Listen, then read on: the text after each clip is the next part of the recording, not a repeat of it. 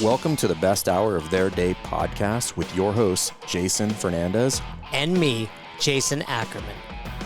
With more than 20 years in the business, as both coaches and affiliate owners, our passion is to help create world-class affiliates and coaches by building better boxes. Welcome to the best hour of your day. All right, we've got, what's your official title? CrossFit Games Programming Wizard, was it? So yeah, something like that. Competition director is what it says on the organization chart, I suppose. On the paycheck. Man, I've heard nothing but raving reviews of your programming for the 2022 Noble CrossFit Games. Oh, thanks. How does that, I mean, I can imagine you feel very satisfied after that. Yes, I think mostly yes. You know, there's always things that I think we can do a little bit better, and you're always kind of your own worst critic. So watching back certain points of the weekend, I'm like, man, I was really happy with that. And there's some things that I didn't like at all. Just as far as little things, and I'm sure that a lot of that has to do with just things that I'm going to see that they're little icing on the cake type things that are going to make things just that much better. So yeah, I mean, overall, very satisfied, very, very happy with the way things went off. I mean, man, for a first year, I couldn't have asked for a better team specifically. And, yeah, I mean, I think as far as like the breadth of what we had to do to make it successful, I think it was great. So yeah, very, very satisfied for a first outing. Well, I wanted to ask you some broad questions and then go through some of the events, but I do want to say, yeah, Oz was on Talking Elite Fitness with Sean Woodland, and you guys did a great job recapping a lot of the events already. So please give that a listen. I don't want to be redundant. I'm sure you've answered a lot of the same questions multiple times already.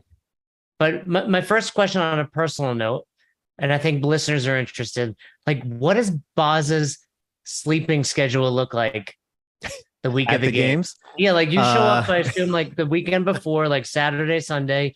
Yeah. And then when and where are you sleeping? I mean, I assume the hotel room for part of the time, but like how much sleep are you getting? And do you just start to lose it by the end? Yeah, I mean, I've been around the games long enough that you kind of know what you're getting into with a big event. And same thing when we used to run the regionals, you kind of get into the flow of things. And so you need to be smart about when and where you get that, because they are going to be long days. And I think anybody who's done any sort of big event, regardless of the genre of it, it's just kind of an accepted fact that the days are going to be long and you don't need to try to make them any longer. And that's a message that I send to our team too, is, you know, everybody wants to do a really good job. Everybody's putting the time in to try to make it right. At a certain point, you have to just accept that you've done the work and go to bed. And I know that there's certain members of the team that I've been very direct about. It's like, look, if I see that you've been in a document after we had this final meeting and you're like changing around the formatting on something that's totally unnecessary, that was a poor use of your time. You should have gone to bed. And that's actually a pet peeve of mine a little bit, is when, well-meaning staff will lie to you to your face about, oh no, I went to bed. You're like, no, you didn't. And that's really important. You have to know when to shut it down for a big event. And so for me, I mean, most nights I would be in bed around midnight, and then you're up and on site. Depending on the day, it varied a little bit, but I'd usually be up around 6 and on site by 6:30, something like that, which for a lot of people is not as early. I mean, there's many teams that are there a lot earlier than that. But again, like, you don't have to try to make it a tough guy competition. It's hard enough. So take it where you can get it, is my advice to anybody who's running big events like that. Well, which out of all the events this year, which one are you the most proud of? Well, that's a good question. I'm really proud of the problem solving that we used for the first weather delay. So 2A and B, being able to do those in their, fully formed, as advertised format was a big deal, and kind of problem solving on the fly to make that happen. I was really proud about that, and proud of how we could get the team together and in sync to be able to do that. So that was cool. But I think the Capital is probably, as far as just the straight up like one single event, that's probably the one, just because there were so many moving pieces. There were so many opportunities for things to go wrong. And to have that come off so well, number one, I think it was a very legitimate test for what needed to happen. We needed a couple of longer events over the course of the week. That certainly fit the bill. I thought it was a pretty balanced test in the sense that it's not clear that the strong guy is going to just have a huge advantage. It's not clear that the runner is going to have a huge advantage. Indeed, somebody who's like really well-rounded is going to have the advantage, which is good. That's what you want. So happy about the test itself. And then obviously the way it played was phenomenal. I mean, I don't think anybody could have anticipated the way that it ended, certainly. And yeah, like, again, the fact that we could work with the city so well, have this event that would create so many challenges as far as road closures and how are we going to cover it, and how are the athletes going to get back from the venue, and what does that schedule look like? How do we make that integrate with all the other stuff that's happening on campus that day? So to pull that one off was really good. I think actually once that one got done was when I finally started getting into the groove of the competition a little bit more. I think I had a little bit more stress around that one than maybe I'd even admitted to myself. And once that one was finished, like once we had the second heat of that one, and I was riding back to the North Park, I rode back from the Capitol on my bike.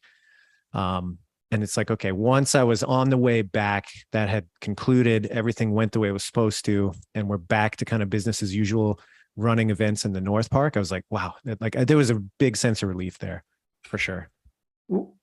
What's the back and forth like? Who are you talking to, and how far out in advance do you have to reach out? Yeah, there you go, Rogue.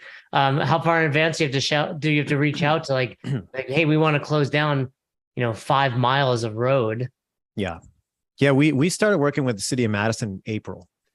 So, well, and certainly we'd reached out to them before that. So, Framework, which is a event management company that we work with, we partnered with them for years and years.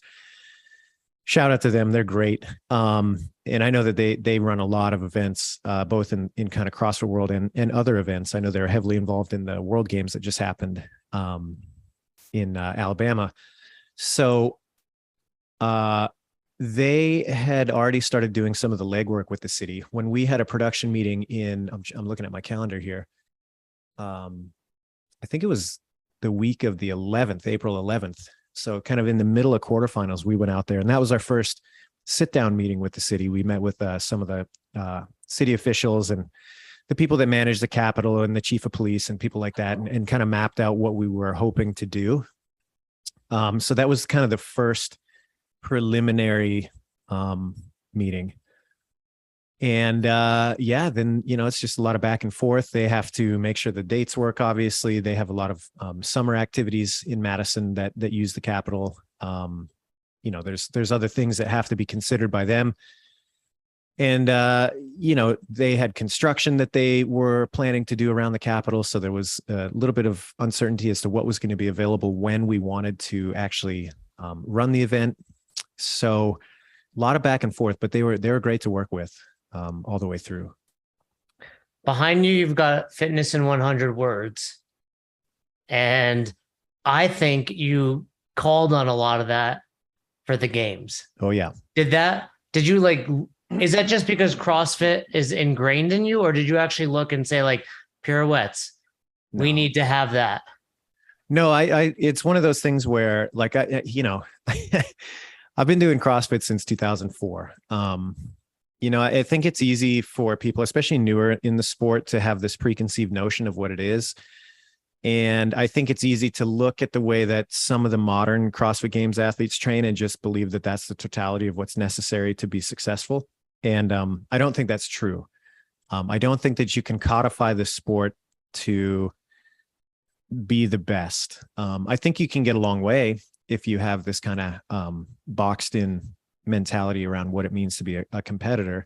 You can certainly do well, but I think if you really want to be the top dog, you have to have a pretty thorough understanding of where you're going to be stretched, why that's still appropriate, and how you're going to train to respond to that. So it was way less of a conscious choice to include some of these things specifically. Like I didn't go back and look and say, oh, pirouette, that's one we haven't checked off the box. No, it's not about that. It's just, this is what I know CrossFit to be.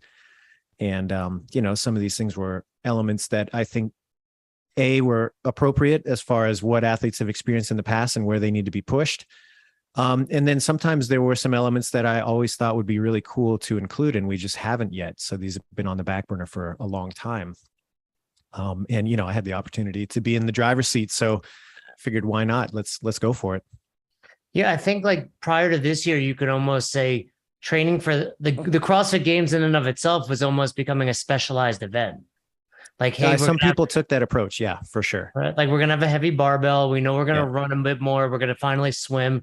And I think you kind of did a fantastic job navigating that, like still hitting the necessary notes, if you will, but also exposing the people that kind of limit their training to what they expect to see. Yeah. And yeah, I mean, I'm biased. I think so too, but at the end of the day, I do think it's important that specifically at the CrossFit Games, athletes are stretched a little bit, and it's not in a way that is leaps and bounds away from what they've been exposed to. And that's actually some of the critique that I reject a little bit. People are like, oh, there was so much new stuff. I'm like, really? Like what? Name it. Tell me what it was. And they're like, oh, well, the parallel bars. I'm like, okay, fair. Maybe they haven't done the traverse, but you mean to tell me that a straight bar dip is foreign to these competitors? And if that's the case, they're doing it wrong. Basic jump rope skills, like, okay, yeah, sure. Maybe they haven't done a double under crossover, but if you're not playing around with different things on the jump rope and it has just been reduced to a double under tool, it's like, well, you don't understand the jump rope and the utility of including it in your training. And the list goes on and on and on. I'm like, kettlebell clean and jerks, like that's new to you. If that's new to you, that's on you. And so when you start looking at the list of things that were quote unquote new, in my mind, I'm like, there's really only one or two that you could look at that were actually legitimately new to the well-rounded competitor. And I don't buy the argument that just because it's not been done in competition in that way, that it's new. It's like, no, it shouldn't be new to you. And case in point, I had a couple competitors come up to me, even with the handstand push-up, the block handstand push-up, which was hard. And yeah, admittedly, that was definitely new in terms of not being done in that way in competition. The standard was new. But I had a couple competitors come up to me and they're like, yeah, I do a chest to wall strict handstand push-up workout like once a week. And you're like, yeah, great. You should be. That's because you're prepared. And then there were others that were kind of caught by that and caught by surprise. And wow, I've never done one of these before. It's like, well, that has been something that's been in the wild for a long time. And if you haven't seen it and you haven't engaged with it and you wrote it off because you haven't seen it in competition before, it's like, well, maybe you need to rethink your approach a little bit. Well, and also keep an eye on .com. I mean, the week leading up to the games, I don't know if it was like one of those Google things where I talked about it, but there was videos of you doing stuff on parallettes. Was that by design? Was that accidental? Because like it was there, the old school, like if those that don't know, when you were working level ones back in the day, you would often come out and demonstrate some of that stuff. And I saw it pop onto the Instagram. Was that you guys leaking it to kind of tease it, or was that just accidental? No. I don't think it was accidental. I mean, I don't know that it was an accident, but it certainly wasn't anything that was scripted by me or, requested by me. That was very much, I think, just a little bit of synchronicity. Anyone that saw that and didn't immediately think we might have to do this, I think was just being naive. Maybe. Yeah, I don't know. Well, so you're on the sidelines for all the events, and I see you have like this little tiny notebook. Yep. What are you scribbling in that notebook? There it is. What are you writing during the event in that notebook? It depends. I mean, there's all sorts of things that are relevant. I mean, really, the event's so big that it's really not that mysterious in the sense that like there's lots of things to do, and if you don't write them down, you're not going to remember it because you're running on high octane the whole time. There's a million different things vying for your attention, and so if you don't write things down in a checklist on an event like that, like things are going to get missed. And so it's funny, people want to make that into like this thing of, oh, what's he writing? I assume you're writing some times down to kind of see where they fell. It totally depends. I mean, sometimes it has to do with the event. I'm curious as to what's happening in front of me, or a note that I think could be tightened up for next year, or something I liked or didn't like about that specific event. But it's just as regularly that something comes into my mind that I'm thinking 2 or 3 steps forward. And it's like, okay, we have this other event that's coming up in an hour. Oh yeah, I need to remember to do XYZ before that event starts to make sure that it happens. And so it's just as often that it's a cue to me to look forward and not get tripped up by the things that are coming down the road in front of me. So it depends. I think, but pretty plain and simple. Just you're at a busy event and you don't want to forget. Yeah, exactly. People want to look at it and oh, what's he writing about that event? It's like, well, it might not even be about that event. Sometimes it is, but that's like being at a level 2. I'll be writing notes about a participant. I'm like, sometimes it's good, by the way. I just don't want to forget to tell you you did this really well. Yeah. I noticed your demo team, as always, great. So a couple of questions about them. One, how did you come up with those 4 people this year? And at the end of the weekend, how smashed are those guys? Because I imagine they're putting in more work than the games athletes. And if we can, give them a shout out, those 4. I know it was Fee, 6. Scuds. There's 6 of them there. Yeah. Mm-hmm. Yeah. Usually we have 6 because, we'll have a lot of overlap. They need to be able to jump in on individual events, team events, age group events, like anything that needs a final stamp. And then certainly during all the briefs, they have to be able to demonstrate the movements and the movement standards. And so there's a lot that happens. And so this year, we tried to front load most of the on-site testing to the weekend prior. So, we had a big Saturday, big Sunday. Those guys got right to work. They got a lot of volume those 2 days. And then it starts to taper off. But yeah, they do a ton because again, it's not just the individual divisions that we have to have some confidence runs. So they get a full blast for sure. So as far as like how smashed they are, you'll have to talk to them about that. I mean, by the end of the weekend, I don't want to speak for them. Boss. Well, I mean, they're tired. But they're fired up. They're there. And credit to them, they were awesome. We had Fee Sagafi, Allison Scuds, the demo team captain this year, and then Chloe Wilson for the women. And then we had James Sprague, Mitchell Stevenson, Griffin Raleigh, and then Street Horner helped us out as well. So it was awesome. Those guys were great. They worked together really well as a team. You never know what that dynamic's going to be like. I mean, thankfully, everybody's usually pretty great in that role. But sometimes they just don't click as well as other years. And this year they were so in sync, and they seemed to really match with each other's personalities. So it was a blast being around those guys. So you guys use them a lot for the individual programming. Who's testing the masters programming? Well, yeah. So like I said, they do it all. But how do they pretend to be old? Well, I mean, that's why it's like anything else. You have to have enough experience to see through the lens of, if you're a literalist about so much around the games, I think you're going to find yourself in a tough spot. You have to look at it a couple different ways. They're not team athletes for the most part either. So their synchronicity is going to be off a little bit. Sometimes even if you look at it through the really harsh light of day, it's like, well, they did not qualify for the games. And so you have to take that with a grain of salt as well. Obviously some of them have some really, really outlier attributes. I'll give you a great example is like Griffin Raleigh is one of the strongest guys in the men's field. And so if you do a workout with a guy like that, and it's supposed to be a heavy loading workout, and you're like, well, he wasn't slowed down by it, we better load it up all the way. You're playing to the most extreme aspect of the field, and that's not appropriate either. So, there's always going to be a lens that you have to view the test results through and then make the best decision from the experience that you have. None of this exists in a vacuum. And so I think if you are purely looking at numbers on a spreadsheet, again, like so many other things in life, they can be informative, but if that's the only metric that you're going off of, you will do it wrong. And so when it comes time to testing some of the age group workouts, so it's hard to replicate, let's say, a Mitchell Stevenson and have him kind of step in for a 65-year-old man. Sure. But you can get a pretty good base level for what the event should be. And then based on the experience that we have, we can start to make the necessary adjustments. Yeah. One thing I heard you say on Talking Elite Fitness is, you look back through the data from past seasons and the past events. So you probably can do the same for some of the masters big time athletes. Gotcha there. In each of the individuals, male, female, do you have an athlete from each gender that surprised or impressed you the most? As far as just the competition itself? Yeah. Oh man. I mean, there were so many great moments this year. And actually that was one of the coolest things I thought. If you look at the test overall, there were plenty of opportunities for kind of outliers to really shine at their event with their skill set.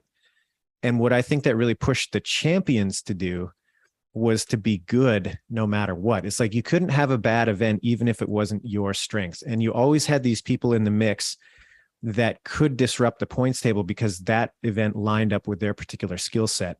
And so to me, it was really, as it always is, a testament to how good the best are and how well-rounded they are and how they don't give up points in any event, even if it doesn't match their skill set perfectly.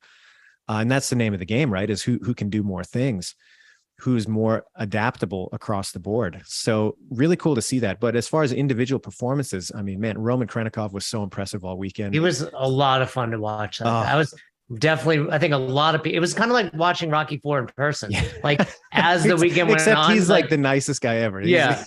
But people, the Americans just cheering for the Russian guy. Yeah. Right. It just gained steam over the weekend. Yeah, it was awesome. And I mean, he's overcome so much to be there.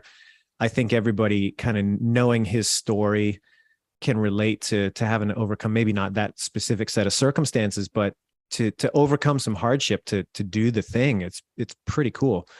So there's that. And I mean, just seeing him navigate some of the quote unquote little guy stuff, like the way he handled himself on some of those gymnastics movements I think he's probably the biggest guy in the field. He's a CrossFit athlete. He's enormous, Yeah. He looks Russian. Like if you're like, what's Roman look like? I'd be like Russian. Totally. Yeah. But I mean, I think in the gymnastics heavy tests, he was always like top 10. I was surprised at the end at the 30 bar muscle up. That's where I was like, really like that dude is he ripped off a set of 15. And he was on the wrong bar, I think, at the end. Well, it wasn't wrong. We offered them the he could use that for the red bar. Yeah. Okay, yeah, because I was like, people don't realize how far ahead he is. Yeah, because he's we offered the taller guys to use that bar, and that was something that I think was, this again going back to what we talked about earlier. This is a miss as far as communication and that sort of thing. Like we should have made that more clear on the broadcast and to people. I figured it was Pablo was judging him. I was like, this is a language thing.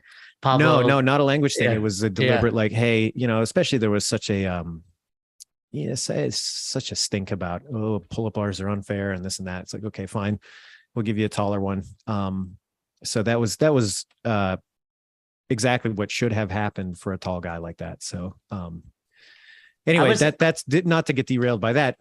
So I think Krenikov was crazy impressive. Emma Lawson, I have to admit, it's not that I wrote her off. Like I knew that she was a competitor with a bright future and had a lot of potential, but I looked at, she qualified out of Atlas and the depth of the Atlas competition wasn't as thick, shall we say, as some of the other regions. She's young, she's kind of untested in that caliber of competition with that field. And to see her show up and not be intimidated by these other competitors and be right there toe to toe with the best of the best and always hanging in there. And again, she had some events that didn't really line up for her particular strengths at this time. And she was always right there. I mean, it's just so impressive to see just how well-rounded and how young some of these competitors are. I mean, Mal O'Brien, same story, just incredible.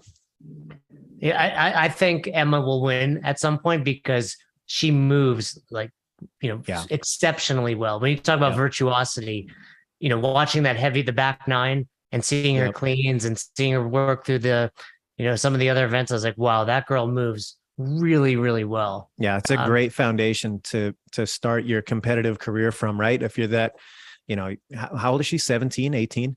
And to move that well and have that much proficiency, I mean, now it's just building capacity in some of those things that are not as developed, but that's just time, so yeah, she's got a bright future for sure.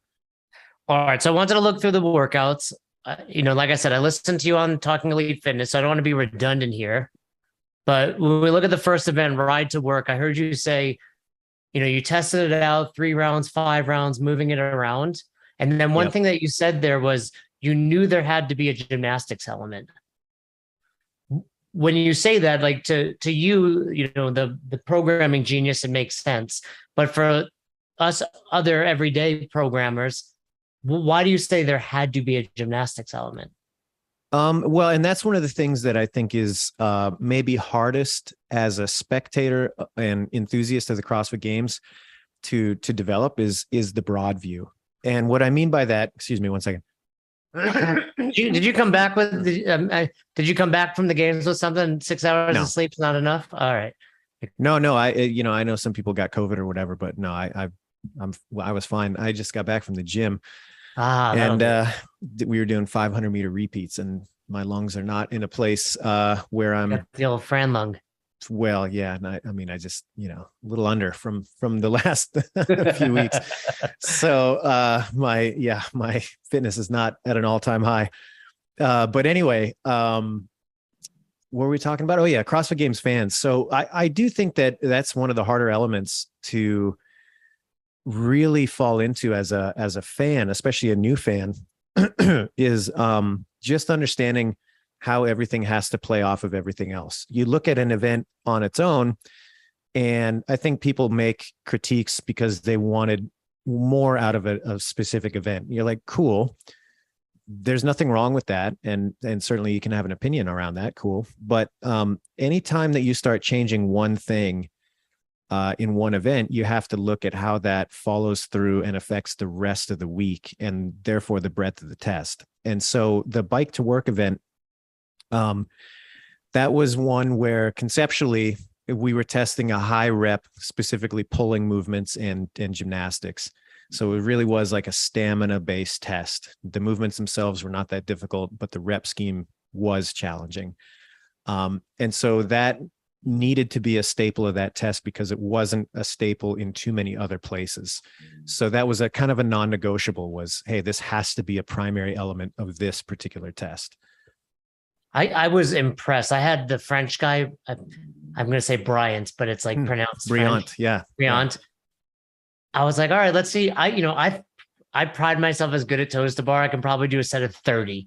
The guy came out and ripped off 45 and he's massive. I was like, oh my God, these guys are so, and then he came back and chest to bar. And he must've hit like, 30 and then 10s. It was impressive to see how good these bigger people have gotten at gymnastics. Yeah. And if you think about that too, I bet you that 45 reps was a strategic break for him. I mean, if pushed and if, 75 was it, it's like, hey, let's just see how many you can get. Oh yeah. He had more. I wonder what that number is. You know what I mean? Like that is not approaching a max for somebody like that, which, I mean, it's out of control how efficient everybody is and how fit they are. Well, and I was watching, I'm like, oh, he's going to be the first one done. And he wasn't even, one of the top 10. So I'm sure people either ripped off bigger sets or just really fast breaks. Yeah. And I'll tell you on the women's side, that was something so impressive about Tia. I mean, you could go on and on about how impressive she is just at so many different things, but that was something early that really, really stood out was, she was behind, I can't remember where she entered the stadium after the first 5 miles. But she wasn't the first one in. She was 4th or 5th maybe, but she was the first one back out on the bike. And I think the spread, I think she made up 45 seconds over the first bar. Yep. Over Laura Horvath, who came in first. I mean, so you think about that, you have a field that are all killers at that movement, and to be able to make up that much time across that set. I mean, it's just crazy how good you have to be able to do that. Yeah. 45 seconds out of, 3 to 4 minutes is a huge percentage. Enormous. And when you weigh it against like everybody in the field is great at that movement. It's nuts. Yeah, there's levels to it. Yep. We were standing inside. I couldn't really get a grasp on the bike. Was there a lot of position changing? Like to me, it just kind of looked like You get what there was. It did look like Yep. you get out there and you kind of stay. It's almost just more of a fatigue factor than actually people are making up or losing ground. Yeah, I mean, that was definitely part of it. The 5 mile hard ride, you have to know yourself. You have to pace that well. And there was definitely position changes. And what you would see more than anything were little groups that would develop, and then they would kind of separate themselves from other groups or overtake other groups. Like a Peloton. Exactly. Yeah. You'd have Yeah. these little, Peloton. I saw groups that forming. that a little bit on the screen there. Yeah. I was surprised more people weren't doing it. Yeah. Well, I mean, I think there was quite a few. And then, I think there were absolutely some people that it's very clear that they have not spent a lot of time on a bike. It's like they spent a lot of time in the gym, and that's fine, but again, at the CrossFit Games, it's not enough to be just the crusher on the C2 bike. Who do you think's the best biker? Best biker in the field? Looking at, if you would have asked me this before the event ran, I would have said Horvath. She was incredible on the practice day that we did. I mean, the way we ran it was we would take them out on one easy lap so they could learn the course. And then they had a hot lap that they could do at whatever pace they wanted to. We did that in the crit years ago. Yeah. As well. Yeah. And, the lap that she took on her own, I mean, man, she was 20 seconds ahead of the next person in her group. And she wasn't out of breath. She looked super casual on that bike, just cranking. And I thought, man, it's going to be hard to beat her. And same thing when she did that first 5 mile effort. So smooth, so confident, looked great out there, and then just couldn't hold on to it on the backstretch. So if you would have asked me early on, I would have said that she looked like a real contender. And I mean, obviously she had a great finish, just not top of the heap. So she was great on a bike. I think Ricky Garrard was outstanding on a bike, and to make up that much, right? Yeah, to make up that much time on the final lap was impressive. But there was a lot. I mean, Koski looked great out there, and honestly, I think it's true. There's been some people that have mentioned it that if Lazar and Panchik hadn't have miscounted and were right on his heels as they were for that entire race, he would have won that event. Because I think by his own admission, Koski said that he felt like he was way out in front. He kind of took that lap easy, and he didn't see Ricky creeping on him until it was too late, and then didn't have enough in the tank to finish. So, on that note, it's an even playing field. Everyone's doing the exact same distance. Yep. But is there an advantage in that situation for Ricky, like to come in and just have that shorter distance than Koski over there? I mean, even though it's the same distance at the end, and I mean, even if there is, I would assume it's impossible to make it completely fair across 40 people anyway. Well, yeah, it depends. And I think that fair is interesting in the sense that, yes, it's fair that everybody's running exactly the same distance. It just depends on if you get it on the way out of the stadium or the way back in. And so I think that's going to vary by competitor. I think there are some competitors that are like, it's absolutely an advantage that the guy on what would have been the north side of the exit area, the top lanes, that there are some competitors that would feel it would be absolutely a greater advantage to be able to get to the road sooner and get on my bike sooner and not have the transition so much early. And so in Ricky's case, he was on the far end of that. He had to run all the way across the width of the field before he got to the road. And so he's not out in front, so to speak, on the first lap.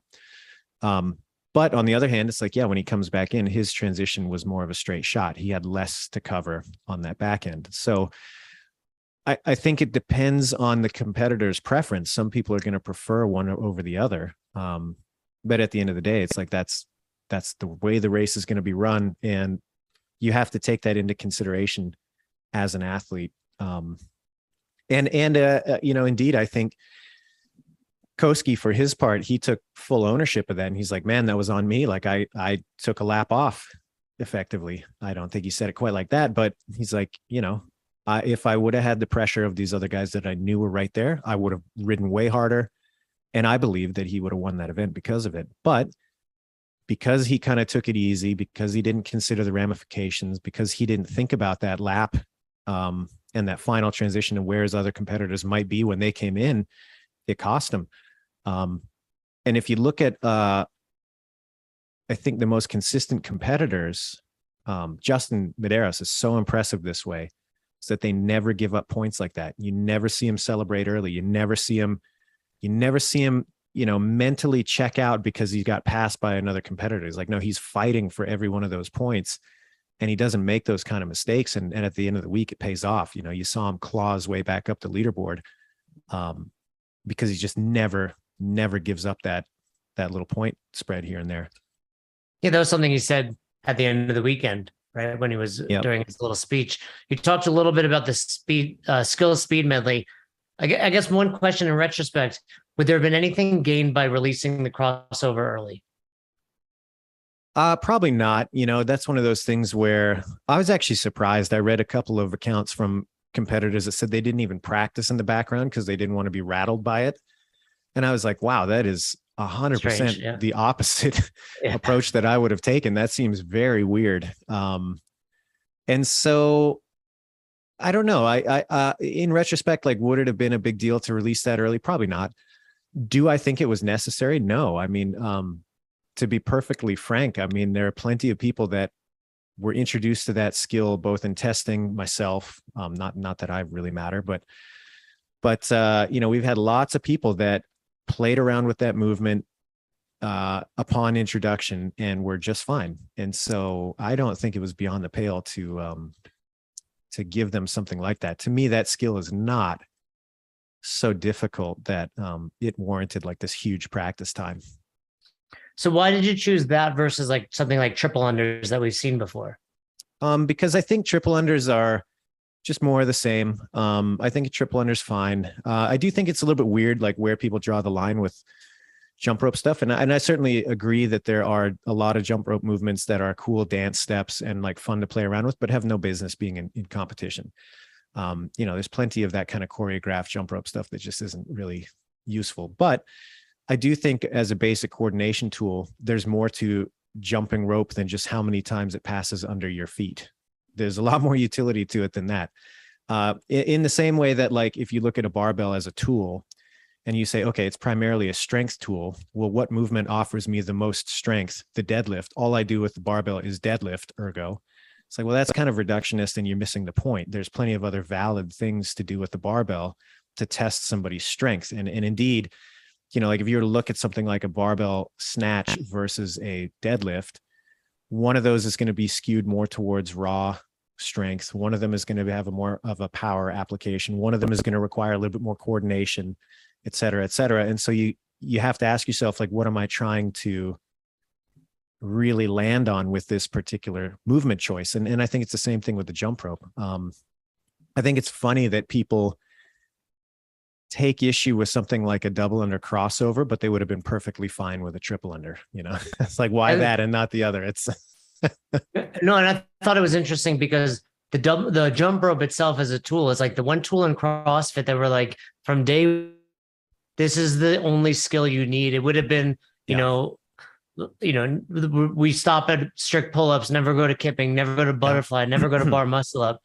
But people did lose their mind a little. Did you talk to Buddy Lee at all? Getting ready for that? No, I didn't. I haven't talked to Buddy Lee in a while. The last time I saw him was, 2018 maybe.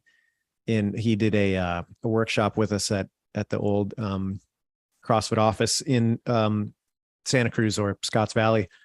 So that's the last interaction I had with him.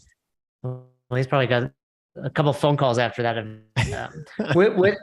With Elizabeth elevated, why did you go with 999 at the end versus adding a round of 18? I like the faster rounds. I think it dares competitors to go a little bit more unbroken, to be a little quicker in their transitions, and to not have the opportunity to pace as much. I think that a set of 18 would have been something that you have more opportunity to strategize. And not that there's anything wrong with that. I mean, I think there are lots of opportunities for people to strategize events. Bike to Work is a great example. The Capitol is another one. There's lots of the up and over. It's another one you could kind of run your race. But I do think that there were definitely times, and that test was one of them, where the stuff that was routine for these athletes needed to be shown that it was routine. And what I mean by that specifically is that barbell. I saw some comments online. They're like, when are we going to see barbell cycling? I'm like, well, they had 60 some reps to barbell cycle. Show me that you got it. That weight, every single one of them, that's a light weight for those competitors. Oh, no one was opening their hips because they didn't need to. And it was a way to move faster, right? That was their way of gaining a speed advantage. Yeah, I guess so. Some people did and some people didn't. Personally, I looked at that and I'm like, hey, you're rolling the dice. I mean, that makes the movement much more upper body dominant. And in a test that has so much upper body fatigue built in, I'm like, I don't know if that's the best strategy. So you gotta weigh that as well as a competitor. But what I guess was looking for there was, everybody, it's such a trope these days where you see a test come out and people are like, well, you can't come out too hot. It's like, okay, fair, sure. But sometimes you have to. And sometimes you've got to put the pedal to the metal on the thing that is your bread and butter. And for these competitors, squat cleans at 135-95, that's bread and butter. So show me that it's your bread and butter, and then you got to kind of pick your poison on the element that's a little less routine. Did you test any other rep scheme on that? No, we tested kind of how the pull-ups, how the dips were going to be broken up. We played around with that a little bit. What the traverse rule was going to be, things like that. But that rep scheme was always kind of set. And I'd considered using like a longer event there and bumping up the weight to, something that'd be more significant for that field. But again, it was like, no, it doesn't need it. This should be bread and butter for them. So let's have them prove that. I was surprised how much they were struggling on the parallettes. Yeah. Well, I think Chase did a good job of illustrating just how much that builds up. I mean, what did he say is like 120 feet or 150 feet total when you add it all up. And so you think about like 150-foot handstand walk and how much that's going to fatigue you just being in that support position that much. Like imagine having to do a handstand push-up workout that had that many reps and also 150 feet of handstand walking. Like that's significant. Even though it's broken up into bite-sized chunks, like it takes a toll. And I think the other thing that a lot of competitors experience there was just the time under tension that's required. Like you start that set, by the time you walk to the end and do your 7 dips or whatever the number is, I mean, you've been on your hands for a significant amount of time. It adds up pretty fast. Yeah, I had this girl, I think her name was Miranda, and she was, rather than coming down because she'd have to traverse again, she would like do this internal rotation thing with her shoulders. And I was like, that does not look good, but I understand why she's doing it because she didn't want to come off the bar. Yeah, but just wanted to put that pain somewhere else in her body. Remember back in the day, there was the man test? Yep. What was that, 10-1?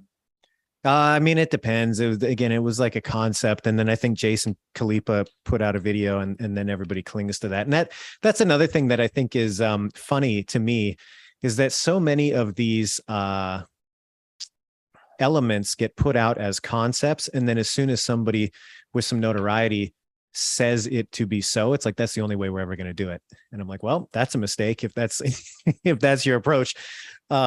So, the man test was just one of those things that was like, yeah, you traverse on the parallel bars and then you do dips.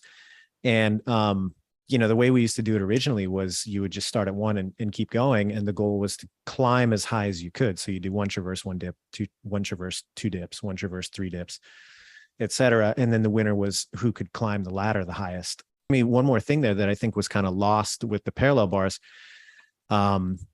is just the amount of trunk fatigue that builds up as you go across that, like the abdominal strength it's not like a crazy amount, but again, that much time, that much movement under fatigue, like your trunk really takes a beating in there as well. And I think that was missed just due to the spectacle of what you're seeing. The good old, what do you do for abs? Yeah, stabilize exactly. the midline. Yep. So we talked briefly about shuttle to overhead.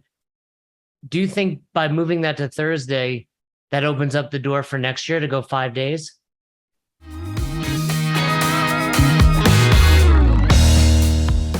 Hey guys, Nicole Christensen here with Dave Kalina, founder of O2. So I own CrossFit Roots in Boulder, Colorado, and over the years we've had a vetting process for anything that we're going to carry in our store. And really our guiding principle has been, I never wanted any of our members to have to say no to something every day that they walked by, like have to resist the urge for like, I'm carrying a paleo brownie or something like that. So there were things that we were just never gonna carry. Like we're never gonna carry Monster Energy and have people say no to that every time. But O2 is definitely different. So one of the reasons is that it's a pure drink. It's natural. It doesn't have sugar, 1 gram of sugar.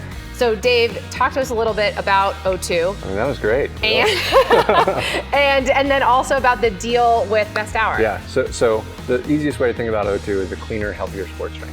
Yes. And so, like Nicole said, it's only got 1 gram of sugar per can, 15 calories total, and no artificial ingredients. So there's nothing you can't pronounce on the side of the label. Everything's non-GMO approved, which we're really proud of. And it's in a can because single-use plastic sucks.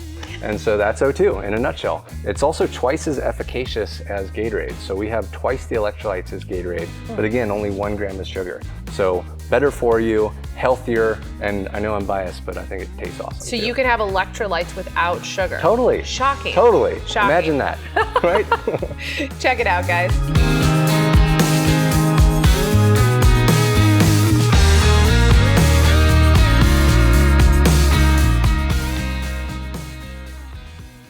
Yeah, maybe. I mean, I don't think that and this is again, like something most people as fans probably don't consider as much because they don't have to. And so that's fine. They, it's not that they need to, but there's a lot going on. The event is not just the individual divisions, and there's a huge amount of activity around the campus. And to have all divisions competing on all days taxes the teams a lot. So you have to try to plan with that in mind. And so many cases at the CrossFit Games, it's not, because we feel that athletes need a rest day.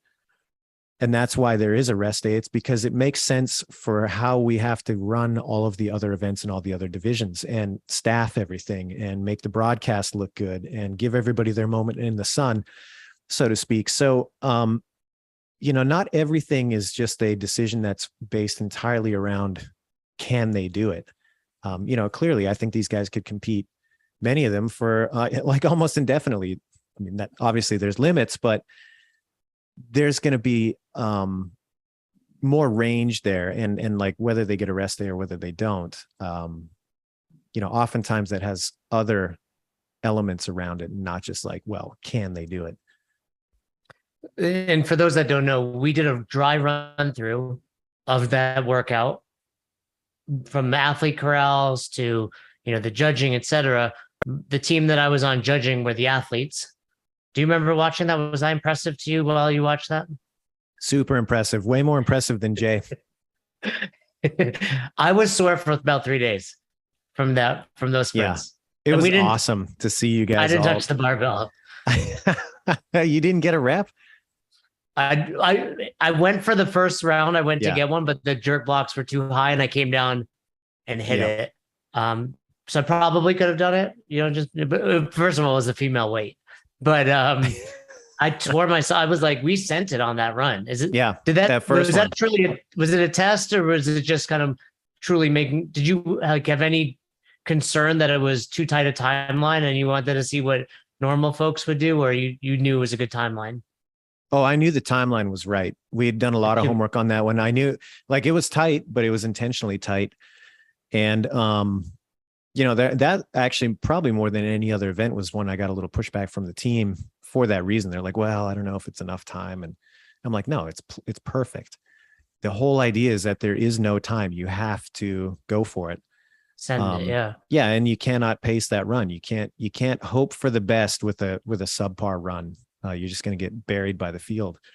So no, I thought that was great. And actually you guys doing it made me more confident because I was walking the line. Ackerman can do it. If Ackerman Well, can be no, that's exactly it. I was walking the line when you guys were doing those 400s and looking at the times that were coming across, and it was like 126, 129. And I'm like, yeah, you got 30 seconds to lift. That's perfect. So, yeah, you guys gave me more confidence seeing that done en masse. I was Dusty Virgil was tearing it up. It was awesome. After watching him judge all weekend and doing, I was like, you got to make a run for the games, dude. He's a fit guy. Yeah. No, it was 90 seconds. Didn't go for one or didn't hit any. And I was like, I'm not ready after a minute. And luckily, if we would have had to do a 600, I would not have beat that time cap. But luckily, you called the 3. I don't think anybody would have, except for Dustin, because there was a couple. You guys had a couple of good runners in the field there. Well, and I was cheating too. I was just touching the first round, but then we had to go around. I don't think we can really say more about the Capitol. It was just a fantastic event. Hold on. Let me go back to that shuttled overhead.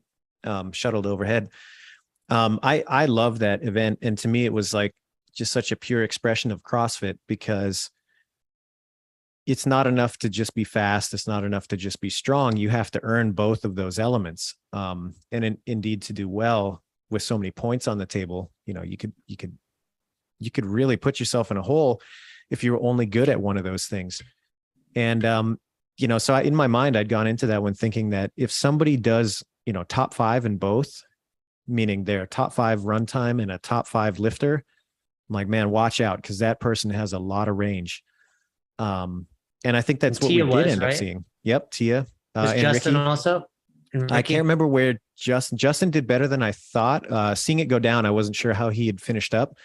But when you went back and looked at it, he did really well. But yeah, Tia was a perfect example of that. She was top 5 on both. I believe she won the lifting outright, and I think she was top 5 on the run, maybe second even. You had said there are 2 events. What was the other one that you said would be kind of indicative of the leaderboard? Or was it those 2 because they were scored differently? Yeah, maybe. But I thought that one was going to be like pretty good predictor of what the podium is going to look like. And then one other thing around that one that I think everybody who's an enthusiast of CrossFit, and this is the fun part about the games to me, is that if you guys are anything like me, after years passed in the games, like I'll set up some of the workouts and I'll do them like obviously scaled down and, behind closed doors, because I don't, definitely going to embarrass myself because I'm not that fit. But it's fun to play around with some of that stuff and see just how good those athletes are. And this is one that I would encourage anybody to set up and do it, because man, what those athletes were capable of is crazy. Go run an 800 that's at a hot tempo for you. It doesn't have to be a PR, but like get close, and then give yourself 30 to 45 seconds to rep out a weight that you're comfortable putting over your head, and just get back to me. Like, it's so difficult what they were able to do, run a hot 800 and then put 300 pounds over your head. I mean, it's crazy. Just how easy they made that look. It's one of those things that, again, you watch it go down, you're like, yeah, that was cool. And until you do something like it, I don't think you understand just how difficult and how fit these athletes are. Yeah. And I think one of the coolest things is you go back to 2007, the jerk was 135 for guys, 95 for ladies. And I think that's always cool, just to see the evolution of the sport, or looking at the pegboard this year, how 5-6 years ago, no one can do it. Now you're going legless. So just to see that kind of evolution is super impressive. You obviously delayed it because isn't lightning unknown and unknowable? I mean, at what point are we just being too soft with these athletes? Well, no, and that's the thing, right? So yes, like you can't predict where the lightning is going to strike with any sort of accuracy, but you can work with a team of meteorologists and determine where that strike zone is going to be roughly. And that's what had happened. And we had an agreed upon weather plan before the event started. We talked with those guys pretty extensively, and it's not just about the athlete, right? We have thousands of people on site. We have big metal structures everywhere. It's not just about the athletes, it's about the safety of everybody else on campus. So volunteers, staff, vendors, all of those have to be taken into consideration. It's not just like, well, the athletes got a little wet. It's like, okay, if that's the totality of your thinking, it's a good thing you're not in charge of the event. So, and for the record, we were like trapped inside, like we weren't even allowed outdoors, like as the judges and volunteers in there. Yeah. So and again, so it has to do with, there's a certain range, a radius that, the strike zone starts to encroach on us. Was it 30 miles? I think you said. Well, I maybe, but the point is that once you get beyond that threshold, it's like, okay, there's really no decision to be made at that point. You're like, this is what we've agreed on. This is what is going to have the best outcome for everybody involved. And we're not going to roll the dice with something like a lightning storm. And you just have to do what you got to do. So I think ultimately it was the right move there, keeping the athletes safe. Well, and it worked out. There was so many silver linings that came out of that, in the sense that we got to do the event as it was intended. The athletes were relatively fresh when they did it, so we got to see some really great performances. So it was a win-win in that regard.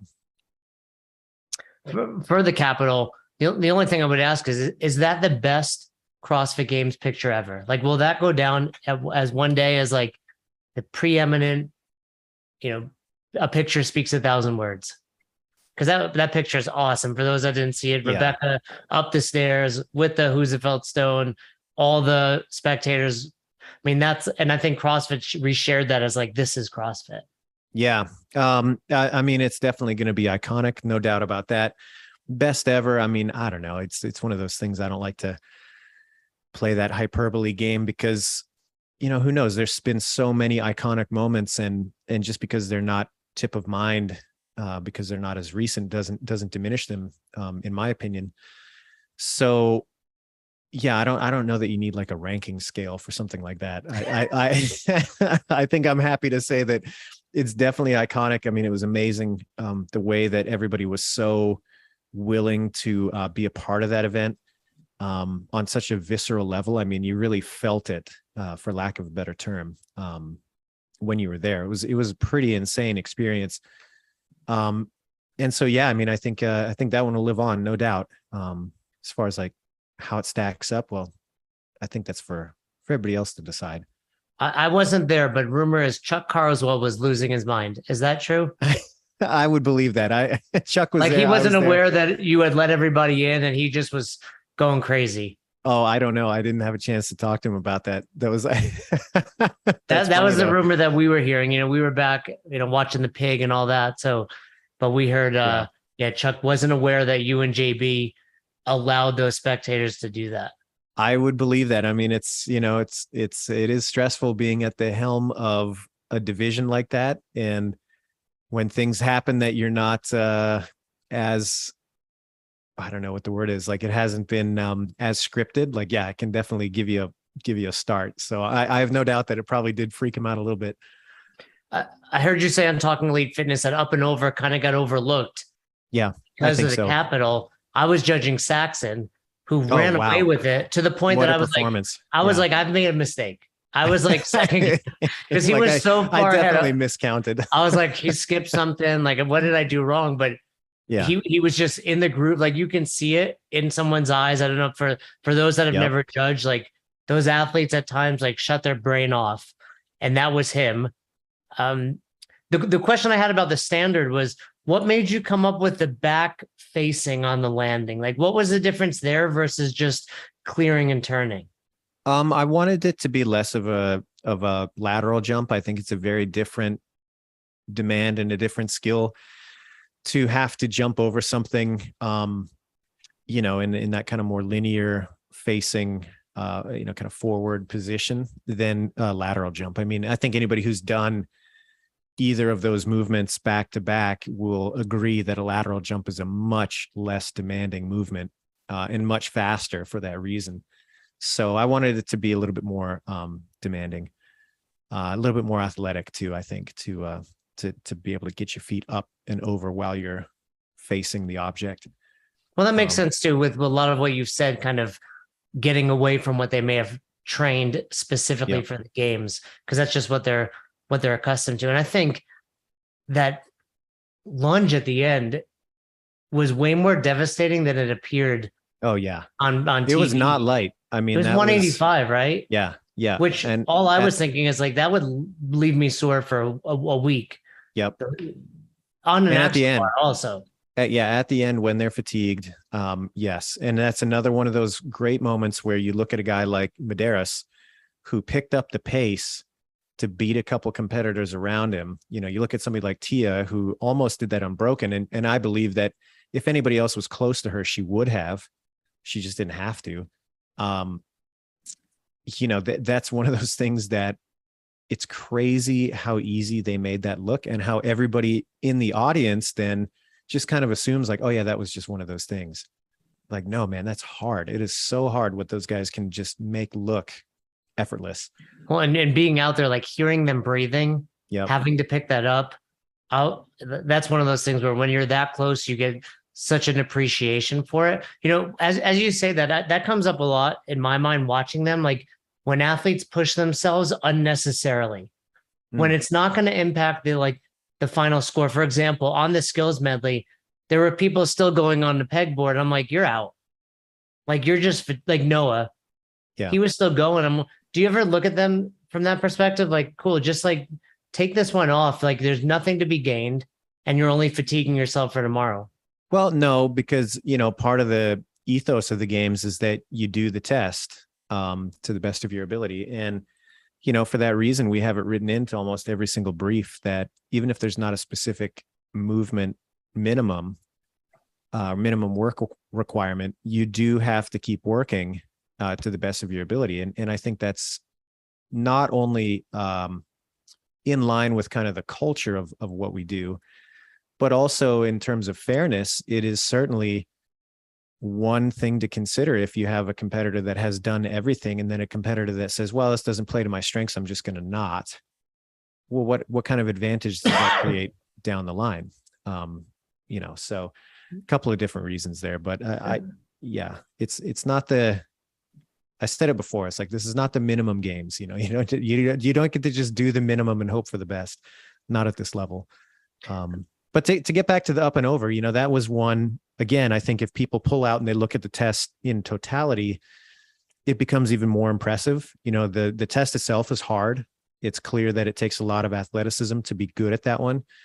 But if you zoom out and you think, okay, they just, I mean, literally 2 hours ago, finished one of the most difficult tests, I think, in games history. I mean, there are several people that said that's the hardest thing they've ever done in competition or otherwise. You know, they did the capital. They were absolutely emptied the tank to get that one done, most of them. And then 2 hours later, they're out on the field and they're being athletic and efficient and moving so well. You know, it's crazy. Again, I keep saying that, but it's really true that it's really remarkable that you can take somebody from that kind of fatigued state, give them a little bit of rest, put them on a bus, get them back to the campus, and they're ready to perform again, looking graceful, looking like they're smooth, looking like nothing happened that morning. I mean, it's just absolutely mind-boggling. Like, try that sometime. You know what I mean? Go out and do a really tough endurance effort, and then do that first thing in the morning, and then at lunchtime, do a chipper that demands a lot of athleticism, and just see what the effect the morning had on you. I mean, it's absolutely remarkable what these athletes are capable of. Well, and then they come back a few hours later, hit the echo press. Yep. You've talked extensively about that. Why didn't you controversial event? I don't think so. I think, Oh, I think so. Some people loved it. Some people hated it. And that, you know, it's fine.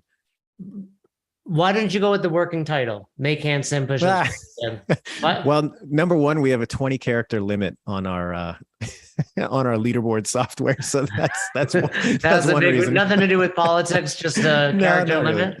Yeah, character limit. And you know, it's just for brevity's sake. But we still got that line out there. It's fun. Giving Dustin another shout out in the back. We were practicing. He got 10 unbroken. Nice. That's good. It's impressive. Wes Pyatt, former games athlete. Yep. Got a handful, and then most of the rest of us couldn't get up on the blocks. But I just want to give a shout out to Greg Kirschbaum. nailing the crossovers in the judges room. He was our Oh, demo. nice. He was, I mean, that dude's like 6'5". I was going to say he's 8 feet tall too. He's if you go to his Instagram, he was bragging about it. So, oh, good. Cause that one was a really fun one. And, you know, I played around with the rep schemes a lot, for that one. And this comes back to like an old Glassman quote or story that kind of rattled around in my head. And I think I've said this a few times, but I think it bears repeating that very much the mentality for this one was, if I have the bigger athlete come to me and say, hey, those handstand push-ups were too hard. And then in the same event, I have the little guy coming up to me and saying, hey, there was too many echo bike calories. I couldn't get ahead. And they both come up to me and have a hard time with that, then I'm like, perfect. We nailed it. And I think you saw that. I mean, the difference in body type that was able to find success in this workout was really interesting. First heat, you had Andre Houdet, one of the bigger guys, racing against Colton Mertens, who on paper, I mean, he's like, that's a layup, not a layup, but that handstand push-up for him, he's got the leverage there, big advantage. And yet they were battling back and forth through the entire event, right to the finish line. So nobody had a gimme, which is exactly what I wanted from this. It truly was who can tackle both and get it done. Yeah, and I mean, of course, and then you talked about Paulson's crazy 30 calories at the end. That was insane. I cannot watch that clip enough. It's so fun. With rinse and repeat, you wanted it across all divisions, masters, teams, etc. In watching it and not knowing kind of your mindset, do you think you could have started it higher? I was expecting people to fall off, and at least for teams and individuals, I didn't see adaptive or master or age division. Most were making it, if not all. Yes, on the individual men and women's side, you had very few people wash out. On the team side, earlier in the heats, you definitely had people dropping out, no question. Masters and age group and adaptive, yes, there were definitely lots of people that didn't make it to the end. So I think it was appropriate. I don't think it needed to start harder than that. And I think if you did, you would have had, specifically in some of the older masters, people that just got one round. And not that you have to cater to those divisions exclusively, but if we're going to go to the trouble to get everybody there, I'd like everybody to be able to play for more than a round. And I do think the cumulative effect was part of that experience, and having to have a bit of a dilemma. Do you go hard on the first rounds and try to rest, like gain a 45-second rest, or do you just kind of coast and keep moving perpetually? This is a great example of an opportunity where athletes got to run their own race, so to speak. And if you're the type of athlete that likes to have that full rest, you could have earned that for yourself. If you're the type of athlete that would rather just keep the intensity low and just kind of coast across the finish line on the first few, you had the opportunity to do that. But no, I think it was right. And the fact that people didn't drop out in the men's and women's, I think no issue there. And that was certainly something we knew going in. Like I told the team because we tested this one with a lot of people and age group athletes, we tested it with a team, we tested it with individuals. And based on all that, it was pretty convincing to me that what was going to happen is that you were either going to drop out in the middle or you were going to make it all the way through. There was kind of a real hard binary there. And that was totally acceptable to me. It's like, that's fine. If you show that you are a competent swimmer, that's part of the test, you'll make it all the way through. If you're not, well, then you're going to drop and you're going to drop early. And that's okay too. Yeah, I was expecting to have to dive in the water after that max effort. Because they were just basically going in heart rate elevated, exhausted. Yeah. I was impressed. That's some of the most dramatic scenes from the broadcast, in my opinion, like seeing the men's and women's heats, particularly some of the team heats too, where they would make that first max effort and they would go right to the buzzer and basically just Krennikov off of the C2 platform. Like he barely bothered to get to the pool deck to you have to be crazy. Like you have to be a little crazy because you're to be right back in the water. Yeah. I didn't really have much on hat trick. I think the only thing people probably didn't pick up on that is how hard they were going. Like I was myself surprised at the full sprint that they were coming at the wall balls at. Cause I had that middle call. I had Justin, I think I had Guy. And I was like, these guys are like full sprint into this. Yeah. And I was surprised. And maybe just kind of my CrossFitting. Like I would jog that, pick up the ball. Well, that's the whole point behind that event, is that there was no opportunity to win it. Like you could, the run wasn't long enough. The wall ball set wasn't big enough. The snatch wasn't heavy enough with enough reps to truly win it at any one place. But if you dogged it on any one of those things, you would lose. So for example, if you were 2 seconds slower getting in off the run, it's going to be really hard to pick that up somewhere else in that event. Same thing. You miss a couple wall ball, like really hard to make that time up. You miss one of those dumbbell snatches, really hard to make that time up. So to me, this was really a pressure test of accuracy and coordination under fatigue. Who can do that run smoothly multiple times with no mistakes?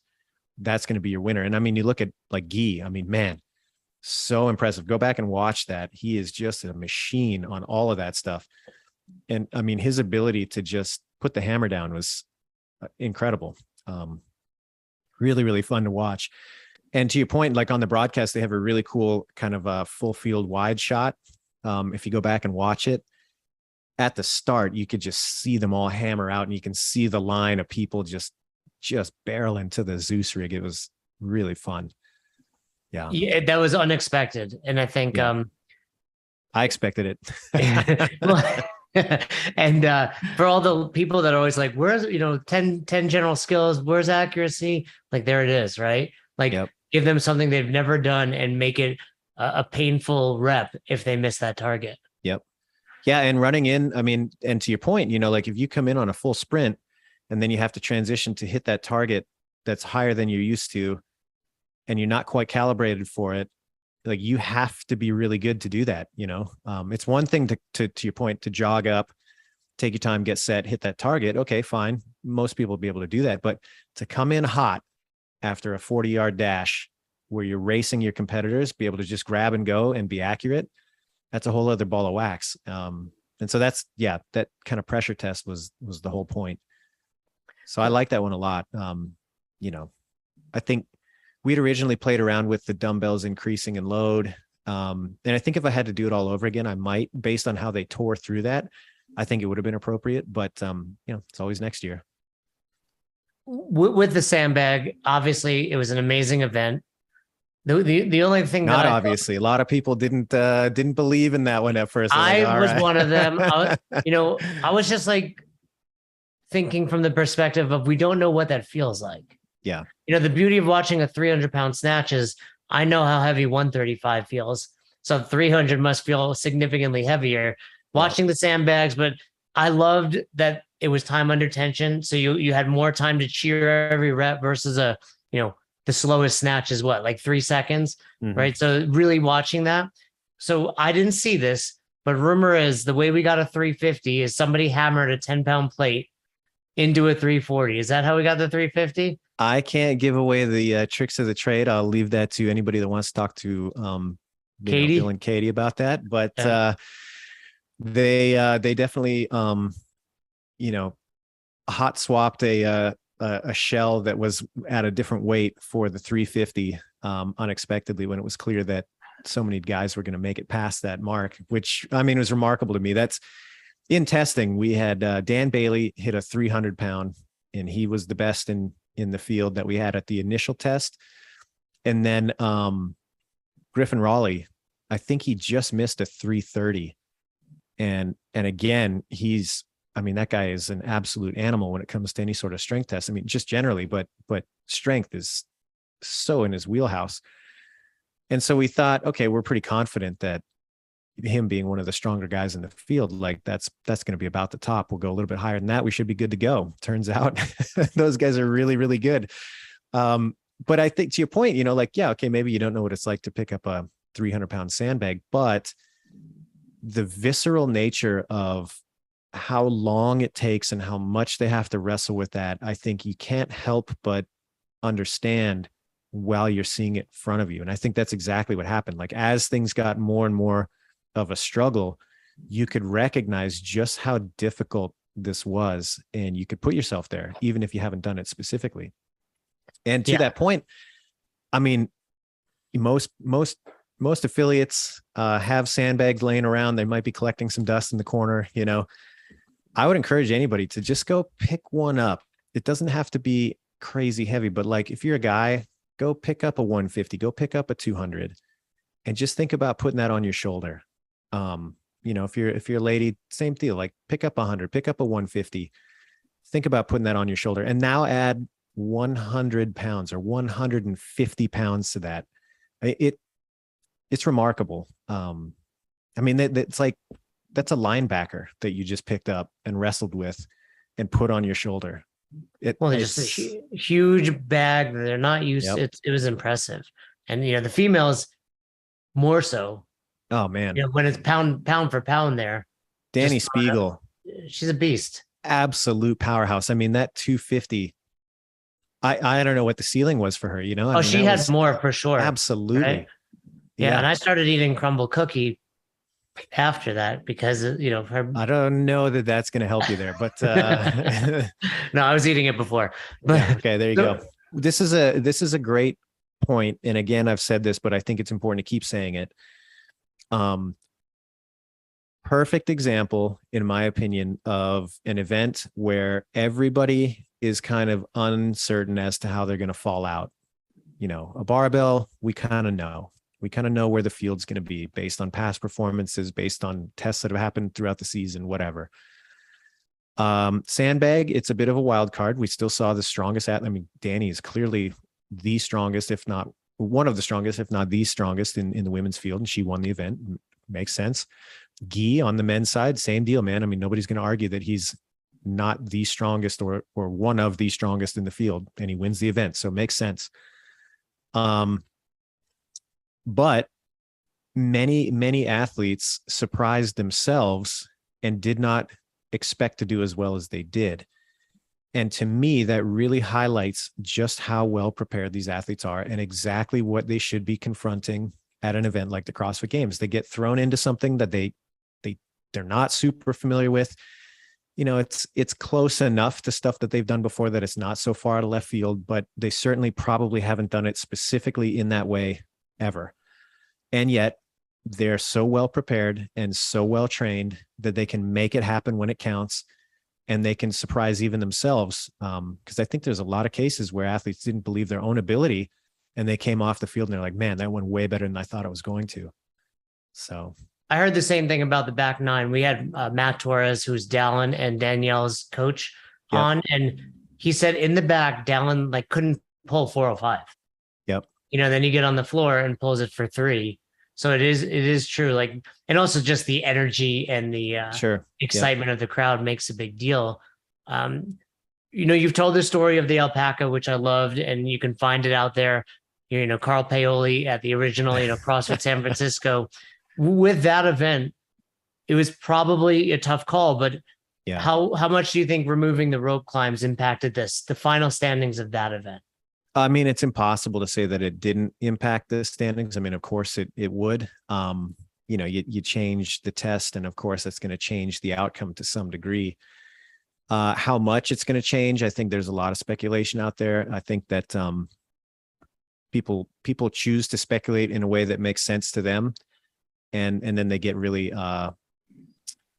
what's the word? They get really firm in that opinion, even if it may not have borne out that way. And one of the clear indicators that I have that I don't think it would have been as dramatic. Like, I think there would have been some change, no question. I think there would have been some people that did worse in that event, no question. But do I think it would have been like this hugely dramatic shakeup? Probably not. And the reason for that is the testing we did prior. And what that showed, every single time we ran that test, what happened was that if you could do the rope climb skill, which athletes at that level can, they've all been tested on legless rope climbing. It's harder than they're used to, but they can do it. The kettlebell work was the time sink. That was by like 2 to 3x where the time was spent in that event. And so if you could handle the kettlebells, you were going to do well in that event. That's just the way it was. And so would it have been different in terms of the level of fatigue? Yes, it would have made the event much longer. I don't know how much effect that would have had on some of the events that came later in the day. Impossible to tell. But as far as like being a complete wash, I don't buy that based on what I know about that test. That's a good point that people don't consider. It's like you've tested all of these workouts in many different formats, and you have the most insight into any of this stuff. And fair enough that people don't. And so, they without that information, I think it's easy to look at a skill like that and say, oh, it's going to have so much of an impact. And you're like, yeah, on paper, it definitely looks that way, but that's not what we saw bear out in the tests repeatedly. And it went so far as like one of the testing athletes we had when we were doing this at Rogue, she's a stronger athlete, bigger athlete. And she came up to me before the test started and she's like, hey, I don't know if I can do one. And I was like, okay, well, we're going to run it anyway, and we'll just see what happens. And she did them all and she finished and it was fine. And just like everybody else, the kettlebell work was the bulk of the time. And that was heavy. Yes. I was talking to Todd, and Todd was under the impression it was 53-35. I was like, dude, no, I can do that. These 70s are, if anyone's never done no joke, double kettlebell, like that is, and that was cool too, to bring in like some kettlebell sport, by the way. Yep. Which we've really never seen. I think the last time we've seen a kettlebell, I don't know if this is accurate, was that year at regionals where people were getting dinged on that 100 rep workout. Was it the last time we even saw? It might have been. Well, we did, because we did Nate that one year. Regionals. Yeah. Yep, at regionals. Remember that year where we did the snatch? Yep. Like the first time kettlebells, I think it was 100, and kettlebell had to be completely vertical, and people were losing their minds on that one. That's really old now. Yeah. But that's another one that surprises me. I mean, kettlebells are such a staple in so many affiliates, and certainly all these athletes are pretty familiar with using them, but it always surprises me what athletes are uncomfortable with a kettlebell rack position. They just can't put it together. They're not efficient there. And to me, I'm like, man, that's a bread and butter movement. Like you should be told, maybe it's not your favorite thing to do. Maybe you don't do it every week or whatever, but when it comes time to pull that one out, it's like, that's a fundamental in my mind. Yeah. So back nine was super exciting. Do you think that was the right weight? Do you think it could have gone heavy? I do. No, were there some in the field that could have handled it heavier? Absolutely. Do I think it was right? Yes, because you had the best that could just blitz it and show why they were on top of the heap. I mean, when Willie George did his run in one of the earlier heats, I think he was like 129. I looked at the people next to me and was like, well, that's the winning score. And then Adler comes out and smashes that by like 15 seconds. I was like, what is happening? This is crazy. But then there's a significant number of the field that struggles with it and is working right up to the time cap or getting time capped. So like that's always one of those questions, like right for who? Were there athletes that could have handled heavier loading? Yes. Was it the right test for the field? Yes. Yeah, I saw Adler that night at the after party, and he was like, man, I wish those weights were dispersed throughout the weekend. He was like, because that was just all the good things. Like that. He's like, Boz made that for me, but I wish it was, the deadlift here, the front squat. Right. And speaking on that, I was actually surprised how many people missed that squat. Not that I've never squat clean 315 for the record, but I was surprised like how many people had shot out the back. The effect of the yoke was significant. Yeah, they all line up for that. You saw that repeatedly, that first clean. They're like, whoa, that's different. My body is not feeling the same as it would if I was just setting up for this thing fresh. Last workout, this was the one I was most excited about, but I think, and correct me if I'm wrong, the row was too easy. I love what you did there, but watching the women I don't think any man got cut. No. And the three that I judged, I think it was like Vellner, Houdet, I forget who else. They were rowing pretty easy. Yeah. What do you think? You think you could have dropped it to 3? Could have, yes. Needed to, no. And I think that again, this is one of those things where as a concept, we haven't played around with this sort of concept too often at the CrossFit Games, where there's a pace that's been dictated on an element. And so to get that concept released into the wild and have that be something that is now in the competitor's mind, I think it was totally right. Again, is it a question of like, could we have gone hotter on that pace? Probably. But was it necessary? I don't think so. I think it was right for what it was trying to do. And it wasn't trying to cut people. That's not what the intent was there. The intent was always, this should be a pace that everybody in the field can do if they want to do it. But do they want to do it fatigued? And do they want to do it with, the rest of the work that's coming up in front of them? Well, that's another story. And so under that light, I think it was totally right. Like, could we have gone a little hotter on the men's side? Yeah, I think we could have got away with that. But again, the goal was never to have anybody get capped. It was a pace that was doable, but uncomfortable. And by the way, Dustin Virgil, 13 minutes. He did it Monday. Wow. He did it Good after. For him. Yeah. That's great, man. I think Chase did that one too. I don't know what the result was, but he said he had a real like come to Jesus moment after getting off that rower at 30. I think he did 3:13 on his 1K. And then he's like, oh man, picking up that bar was rough. Well, and how about Lazar Dukic? Dude, he finished that sub 8. I mean, for the average person, a regular Jackie sub 8 is a tough effort, That's like a good, like I've finished Jackie in an elite time. Yeah, I feel good about that. You know what I mean? Like the best of the best now are probably like, I don't know, 6, 5. Yeah. High, like mid 5s probably. But man, for the average person who's, just a CrossFit enthusiast, you get a sub 8 on Jackie, like you're pumped, That to me was the coolest part. Like, again, that relatability of like, I think I've done like mid 6s on Jackie, and to see like, okay, they're within a minute or two, but again, crushing themselves on the, like, Jackie, it's like, I'm going to go 4 minutes on this row and then I'm going to hit the thrusters, but 95 pounds and 30 bar muscle ups. Yeah. It's incredible what these guys are doing, and girls. Yep. So and that's another one where, Cara Saunders won that on the women's event, women's side. And on paper, I would not have picked her to win that. I mean, just the row alone and her being one of the shorter athletes, it's like, it just doesn't seem like she's going to be set up for success in that. But to be able to gain the ground back on the thrusters and the bar muscle ups is pretty remarkable. Well, overall, I would call it a big success first year. Thank you. Are you already testing next year? No, not at all. Are you kidding? I mean, I have ideas, but they're sketches at this point. It's nothing concrete. We got a lot to get through before that. We got to get the open and the quarterfinals more complete. There's a lot that has to happen. And again, that I think is one thing that CrossFit Games fans and competitors should be aware of, is that nothing happens in isolation.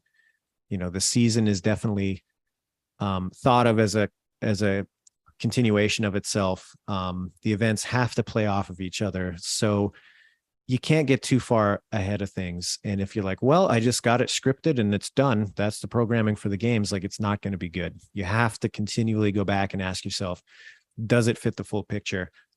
And that's the job, right? It's just, that's how you craft it to be something good and not just like, it was okay.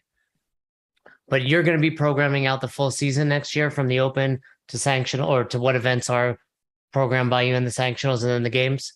Yeah, it's my job and my responsibility to take the first pass at all of that, and to kind of curate all of those parts of the season that we're responsible for.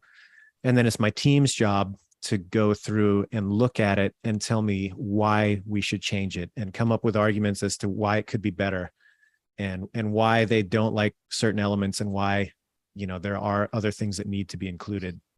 So again, it doesn't happen in a vacuum. My job is to take that first pass to curate the big picture. And then it's the team's job to tell me how it can be as good as it possibly can be. Awesome. Well, I am very excited about it. I'm sure all the affiliates are excited about it. If you need someone to kind of give you a reference for like the 50-year-old female division, you hit me up. I will test those workouts. You got it. And I'm, a little more, I'm closer to that than some of your demo athletes. So they had some fun ones too. I'll leave it. Maybe that's a good place to leave it too. For those of you that are games enthusiasts, you want to get your hands dirty with some of this stuff. Take a look at some of the age group and adaptive workouts from the past week, because there were some really fun ones in there. Some of my favorite workouts, like there was one that was a twist on Karen. So 150 wall ball snuck into the workout with a bunch of odd object carrying to break it up. It's super cool workout. A really fun one that you can kind of figure out a way to mock it up. Even if you don't have exactly the same implements, you can get pretty close. And it's a really fun one to do. The first workout that they had, the first test, very, very classic, longer running, rope climbs, shoulder to overhead with dumbbells. Great test. That's another one that I think like anybody could set that one up and do it, with a few modifications. And it's just like classic CrossFit. So check those ones out too. They don't get as much time in the sun, but I was really happy with the way a lot of their tests came together too. Awesome. We will do that. Boz, we appreciate you coming on, recapping the games. Just want to say once again, we think you crushed it. Fern and I both hear from a lot of affiliates, and the people there that we were interacting with were all telling us, just how amazing the games were as a whole. But I think, it's kind of like your box, like it trickles down from the owner.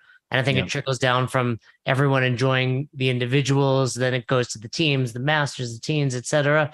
But it all stems from you. So thanks for what you did. We're looking forward to next year. And, we're excited to see what's going to come out of your brain. Man, well, I appreciate it. It's the goal is just to make it awesome every year and try to push it a little bit further than we have in the past. So onward. That's what we're going to keep doing. Practice those crossovers, everybody. Yep. All right. Thanks, Boz. Thank you. Thanks for checking out this episode of the Best Hour of Their Day podcast. We appreciate you listening and choosing to have us help you in your passion for coaching and affiliate ownership. You can find more episodes just like this on all podcast platforms. If you're interested in learning more, you can reach out to us on any social media platforms, or you can visit www.besthouroftheirday.com to book a call. If you found this episode helpful for you, please share it so that we can help other coaches and affiliate owners to help build a bigger and stronger CrossFit community. Thanks for listening.